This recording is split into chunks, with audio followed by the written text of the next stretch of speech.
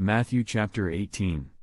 During the same period, the disciples approached Jesus, inquiring, "Who holds the highest position in the kingdom of heaven?"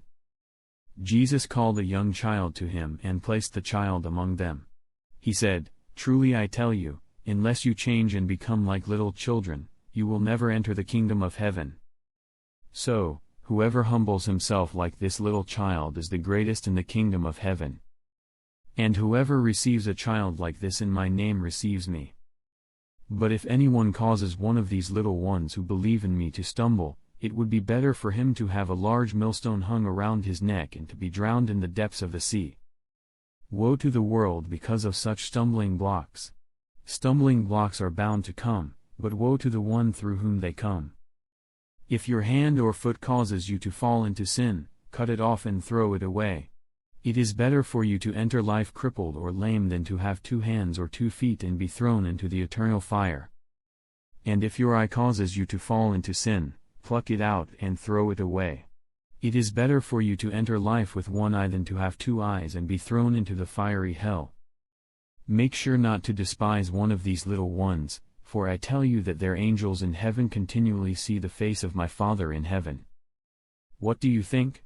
If a man has 100 sheep, and one of them goes astray, won't he leave the 99 on the hills and go out in search of the one that is lost? And when he finds it, truly I tell you, he rejoices more over that one sheep than over the 99 that didn't go astray. In the same way, your Father in heaven does not want any of these little ones to perish.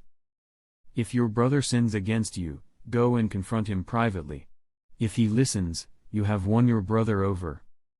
But if he does not listen, take 1 or 2 others with you, so that every matter may be established by the testimony of 2 or 3 witnesses. If he refuses to listen to them, tell it to the assembly. And if he refuses to listen even to the assembly, treat him as you would a Gentile or tax collector. Truly I tell you, whatever you bind on earth will be bound in heaven, and whatever you loose on earth will be loosed in heaven. Again, I tell you, if 2 of you on earth agree about anything you ask for, it will be done for you by my Father in heaven.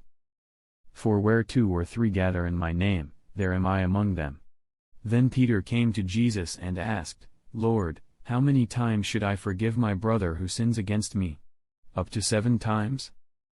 Jesus replied, "I tell you, not up to 7 times, but 77 times. Therefore, the kingdom of heaven is like a king who wanted to settle accounts with his servants. As he began the settlement, a debtor was brought to him who owed him 10,000 talents. Since the man was unable to pay, the master ordered that he be sold, along with his wife, children, and all his possessions, to repay the debt. The servant fell to his knees before him. "Be patient with me," he begged, "and I will pay back everything." Moved with compassion, his master forgave him the debt and released him. But when that servant went out, he found one of his fellow servants who owed him 100 denarii.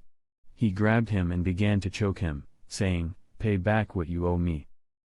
His fellow servant fell to his knees and begged him, "Be patient with me, and I will pay you back." But he refused and went and had him thrown into prison until he could pay the debt. When the other servants saw what had happened, they were deeply distressed and went to their master to report all that had transpired. Then the master summoned him and declared, "You wicked servant!